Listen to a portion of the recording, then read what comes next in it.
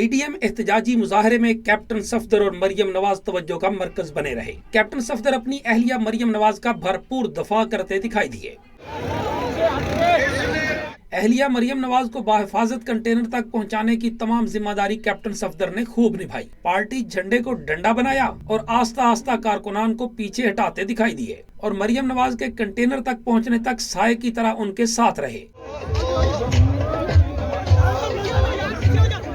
जब रैली इख्तिताम पजीर हुई तो कैप्टन सफदर यहाँ भी सबसे आगे थे। अहलिया को स्टेज से उतरने में दुश्वारी पेश आई तो आगे बढ़कर हाथ थामा और गाड़ी तक भी पहुँचाया। मरियम नवाज पूरी तकरीब में मरकज़े निगाह रहीं। खास तौर पर उनकी मौलाना फजलुर रहमान के कंधे पर सर रखने की तस्वीर ने खूब धूम मचाई।